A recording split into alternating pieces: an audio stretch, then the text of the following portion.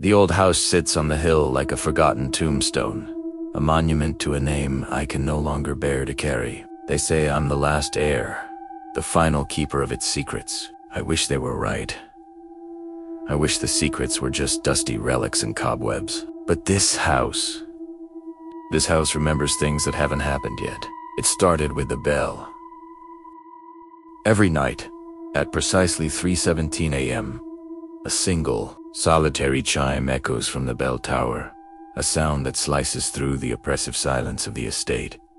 It's a sound no one else hears. The staff, what little remains, claims the bell has been broken for a century, but primera, era italiano, and after it rings, the house changes. The first night, the grand hallway stretched, the floorboards groaning as if being pulled apart by an invisible force. The familiar path from the entrance to the staircase became a daunting, seemingly endless corridor. I measured it the next morning. It was 20 feet longer. I thought I was losing my mind.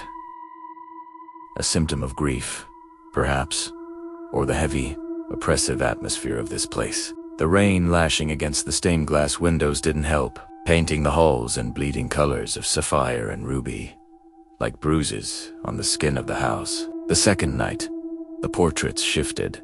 Ancestors with stern, judging eyes suddenly wore faint, mocking smiles. My great-grandmother, a woman known for her piety, now held a single, black feather in her painted hand.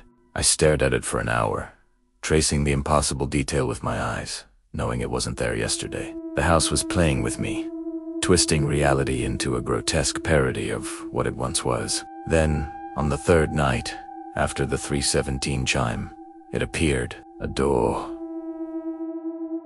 Carved from dark, polished oak, where only a blank, plastered wall had been before. There was no handle, no knob, only a heavy, ornate lock gleaming in the candlelight. It was a door that begged to be opened, a silent invitation to a room that had no right to exist. My heart hammered against my ribs, a frantic drumbeat against the steady patter of the rain. I knew I shouldn't, but the pull was magnetic, an itch under my skin that I had to scratch. I spent the next day searching for the key. I tore through my late father's study, through dusty drawers and forgotten chests, my hands coated in the grime of generations.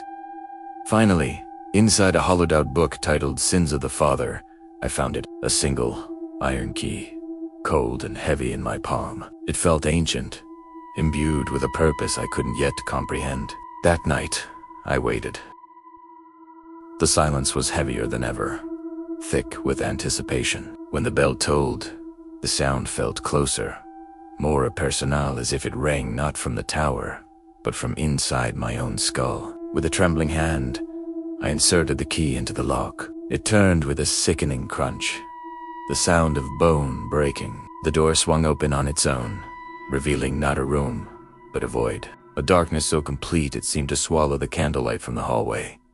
And from that darkness, a scent drifted out. Not the musty smell of age and decay I expected, but the sharp, coppery temps of fresh blood. Stepping inside was like plunging into ice water. The air was frigid, and the door slammed shut behind me, plunging me into absolute blackness. Panic seized me. I fumbled for the wall, my fingers brushing against what felt like paper.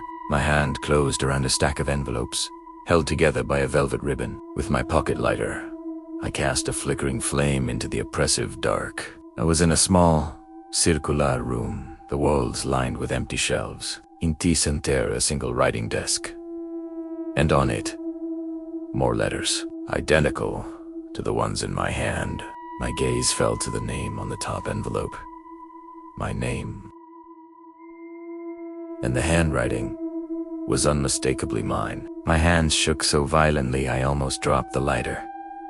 I opened the first letter. The date was 3 weeks from now. The words inside were a confession. A detailed, gruesome account of a crime I couldn't even fathom. It described the betrayal of my closest friend, a meticulous plan, an act of unspeakable cruelty. I read on, letter after letter, each one dated further into the future, each one describing a progressively darker deed.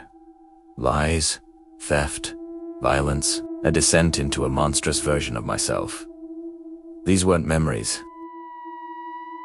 They were prophecies, written in my own hand. This is the secret of the house.